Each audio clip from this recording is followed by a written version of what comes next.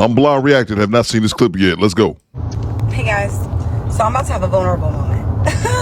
I rarely do this. Don't make me regret it. You gonna regret it. I'm gonna let y'all in my business just a little bit. Don't do it. So let me tell y'all the story about how I will never give a nigga that's not in my league a chance ever again. So you know how guys be like, listen, I swear, like, you ever give me a chance, I'm gonna really show you. I don't fall for those guys, right? I like what I like type person. If you didn't get me within the first 10 minutes of me talking to you, you probably ain't never gonna get me, right? So there was a gentleman that had been reaching out to me, when I tell you, for over 10 years. Over 10 years in my DMs, talking to himself most of the time. Within the past like 3 years, maybe I might have given him my number through Instagram because I was having a vulnerable moment. And we've had conversations before. We've met in person.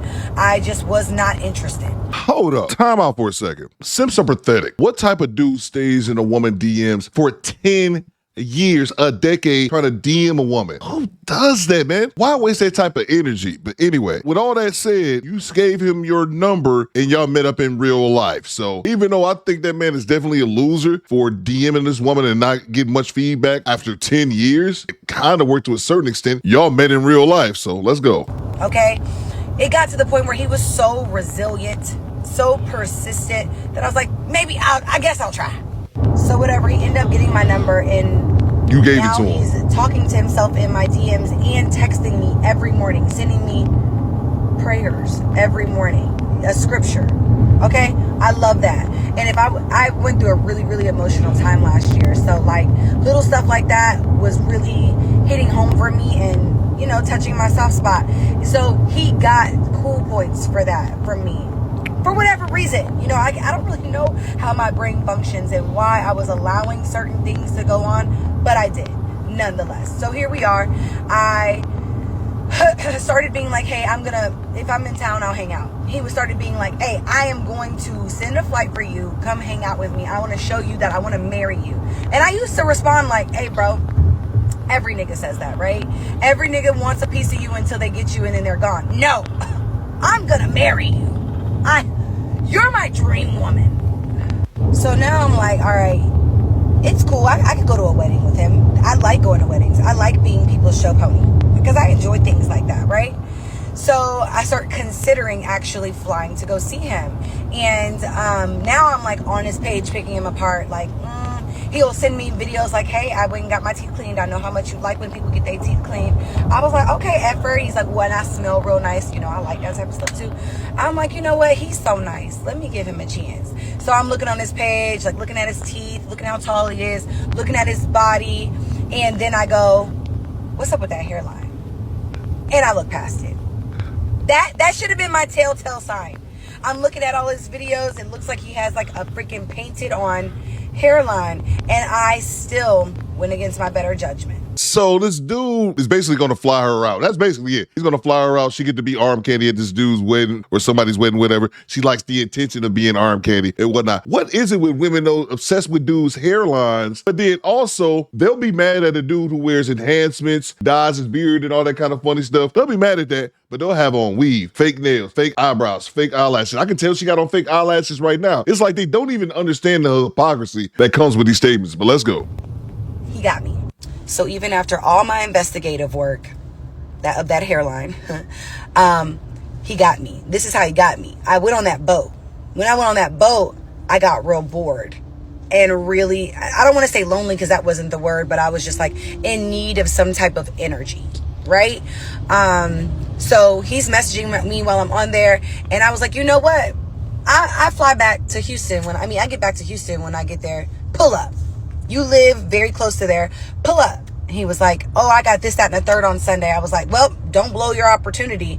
And he was like, you know what? You're right. I'm going to take this opportunity. You're giving me a window of opportunity. I'm going to take it.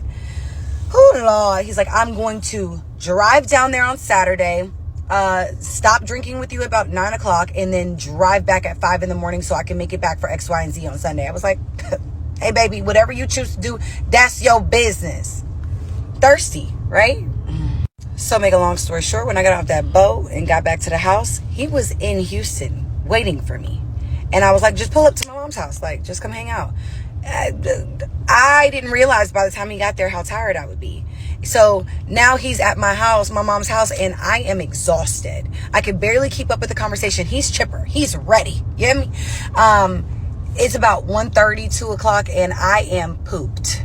All right? But he's still there. Not leaving, not catching none of the vibes that I'm clearly not being myself. Make a long story short, I get up and go out. We go out.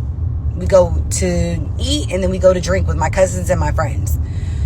There were so many signs in the night. So many signs that I should have just took my black ass home. But I chose to stay the night with him because I felt like, he drove all the way here. I could at least stay the night with him. That's the least I could do. Boy, at 36 years of age, still dumb as hell. Dumb. So, stay the night. I wake up at like 8 in the morning. He's gone. I knew he would be gone. Let's also... When we got to the hotel room, obviously we showered. Baby, I'd never once seen this man without something on his head. You know that's a bad sign, right? Like you wouldn't put a do-rag on or whatever that was, his dreads. You wouldn't put that thing on your head to protect your hair. Cut it out. That hairline is on the struggle bus. I already know it is. Has to be. It can't. There's no other alternative. Anywho, I called him like when I woke up because I was hungover. And we had a little slight conversation. And he was like, hey, I got to handle XYZ. Okay, go handle your business. I have not heard from that man since.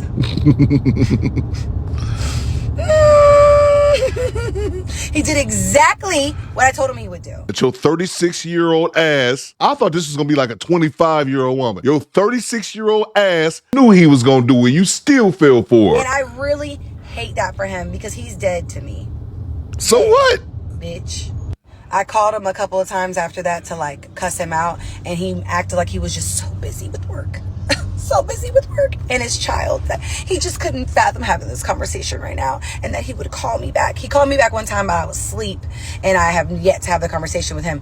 Baby, he has since gotten the "you are dead to me and you are a fucking loser" text message. So? Which I have not heard back from. I also think I blocked him, so I won't be getting that correspondence back from him. But I say all that to say, to you nice guys out there that, you were hoping that one day I might give you a chance. I'm not interested in anybody. If you're not my type, I'm not even entertaining the thought of talking to you. He ruined it for all of you. Welcome. Thank you for joining my TED Talk. I am done embarrassing myself for the day. These women are so arrogant. First of all, she's talking about him not being her type. Or she said earlier in the beginning, she would never give dudes that's not on her level a shot. He is on your level. You know why? Because he took you to Pound Town. Bang! Bang! It's good! Make all the excuses in the world you want. You just flew into H-Town and your arms is tired. You was exhausted, had something to eat. Y'all went to the hotel room, shower, and you let him beat them guts, okay? He got what he wanted. Am I saying this right? No. But I'm saying it is what it is. I truly think if you guys aren't in a committed relationship, it is what it is. You had no problem with that dude being in your DMs for 10 years. 10 years. Do I personally think it's whack? Yes. I don't think any dude should give that amount of attention to a woman who's not reciprocating that same energy. I think it's dumb as hell. I knew a woman one time who told me she had a man in her friend zone for 16 years. For 16 years, this dude was in her friend zone. And it's ridiculous. I hate these dudes more than I hate simps. With that being said, I can't stop them. They still gonna exist. But that dude ain't out your league. You ain't above him. Y'all on the same exact level because you let him hit it. That's on you. And then again, this oversharing on the internet. This is a 36-year-old woman. Why do you feel the need to go on the internet and just blast your L in front of the entire world? Ma'am, you're not better than that man. You're not on another level. You guys are right at each other's level. You know why? Because if y'all worked, you wouldn't have met, you wouldn't have had a dude at your mother's house having your real number, beating you in person. If he was a fan, you would have treated him like such and just left him in the DMs. That's crazy, bro. But still, she's going to blame him, then say, because of him, ain't none of y'all getting none now. Man, if any dude with sense, even though she's obviously an attractive woman, any dude with sense, with dick discipline, look at this clip and say, man, you a bird. You a bop. Why would I waste my time with you? And now you scoring over a dude who you let hit it and then he moved on. Even though I don't condone the dude sitting in the friend zone and sitting in a woman's DMs for years, fighting, waiting, hoping to jump in like double dutch to finally get the opportunity to smash. I don't even condone that, but I salute this man. Y'all let me know what you think in the comments. Do better, Squadron. Fall out. Nasty work.